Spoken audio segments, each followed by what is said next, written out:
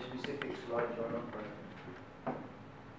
You know when you say you're gonna play Chris as a little boy, you're gonna play that role. On the robot. Oh. Yeah, how are you going to show the difference between now and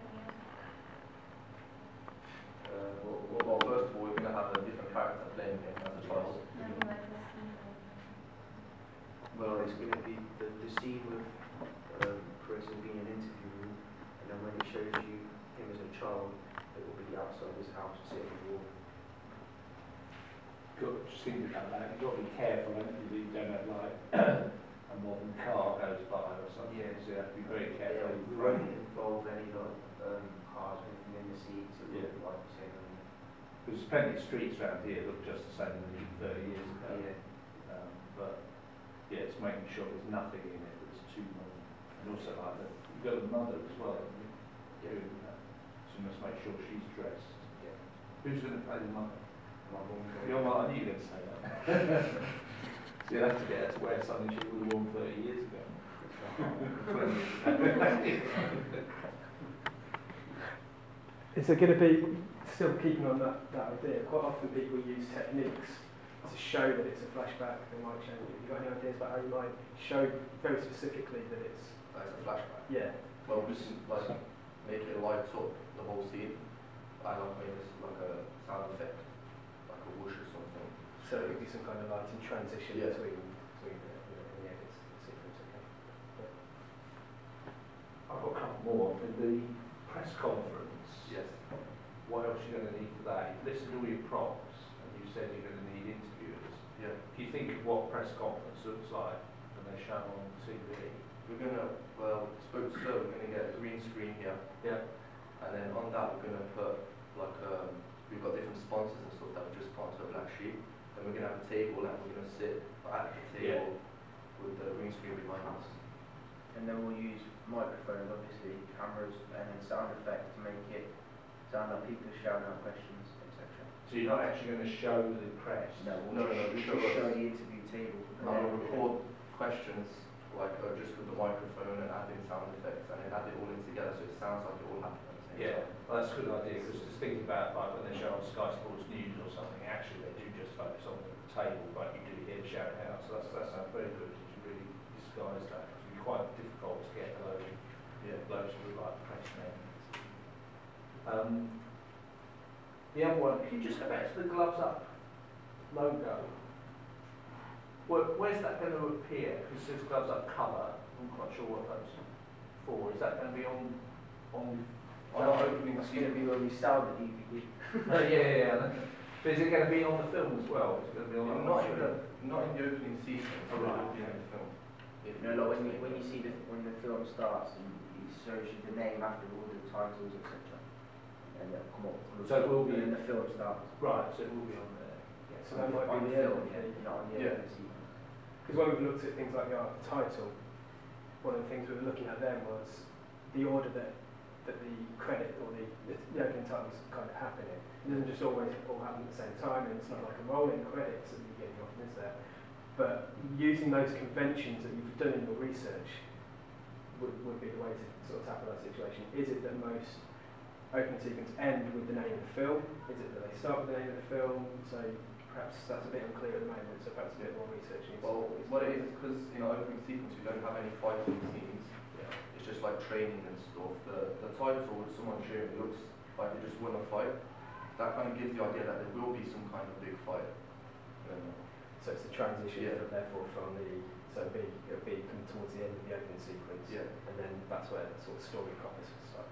I would have a bit of a look to see what do other films do, particularly because, I mean, there's obviously things remind me of Rocky and so on, in what you describe with the training and the music and stuff, but whether they'd actually have a title that comes on with the logo of the guy, or just, because the text looks alright, I'm not certain whether that would work, because you'd have to research some other things, whether you'd actually have the fighting, because I think the audience will get it, there's some fighting for it. The thing you said. There's one logistical thing that you mentioned there, because you're going to have chase and status playing. Yeah. There's a rule about for the example of doing these, that you're not allowed to use copyright music. The only way you can get around it is if they appear to be wearing headphones while they're training, as if it's coming in their head. You can't just, you have to create all your own sound, but that would count for part of the sequence. If you say, oh well, that's what he's actually listening to. So you need to think carefully about that.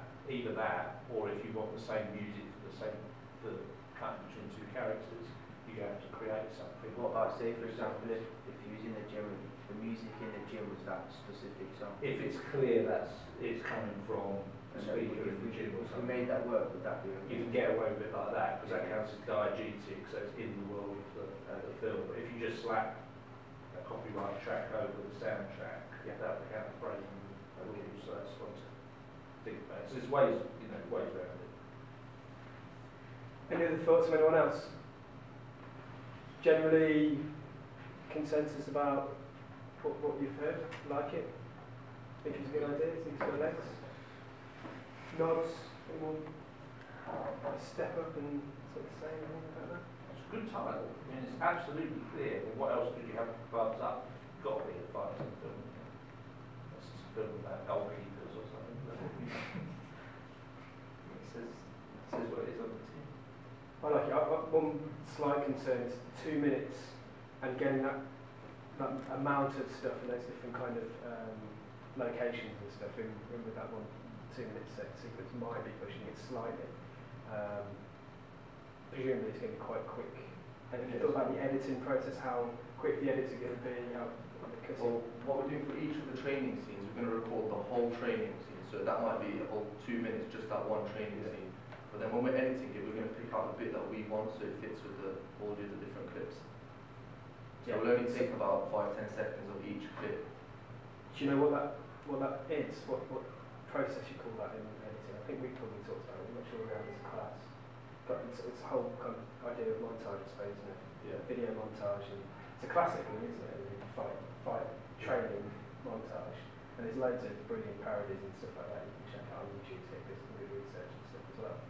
So I think planning wise, Yeah, there's a lot to do, but I mean, looking at what you achieved in putting that presentation together in the last hour, shows you how work together to do something like that. I mean, I think the crucial thing to make this work, because it could look rubbish if you don't think about your shots. Thing to do is to think about exactly how to frame things. So you've got really nice variety in the training. If you look at those things like Rocky and got some other films like that where they show people training for something, it's the variety of shots that does it. Because if it's just like somebody running down the road, cut to somebody else running down the road, all in sort of medium long shot, it would look terrible. Like you've got nice close-ups, grimaces on their faces, shots of their hands, shots of their feet, and so on. It could be really, really good. And it's how you cut it. It's all in the cutting, I think. The fact you've got 3 phases to it is the challenge, because you've got training, then you've got the some which is indoors, some which is outdoors. Training, so it's on the road and gym. Then you've got your press conference, which you talked about aiming set that up. Then you've got the flashback. So you've got 3 distinct things to shoot, and each of them needs planning, and each of them needs careful thoughts to what the shot's going to look like. Because it could be absolutely fantastic, I think, if you cut it. It's definitely an editing job. That's the thing. Getting the right shots for that edit is what will make it work. it's not being afraid of going really close up, go for extreme close-ups as well, really kind of getting there to show, say, grimaces on the face, that, flexing, and that kind of thing. I'm sure I saw a student fight film last year about training for fight. See if I can find it and send you the link, because then you see what they did, which worked quite well. It's not exactly like yours, but something like 2 characters training for a fight. I think it might be for a street fight. There now. Great stuff. Well done. Yeah, thanks guys. Thank you.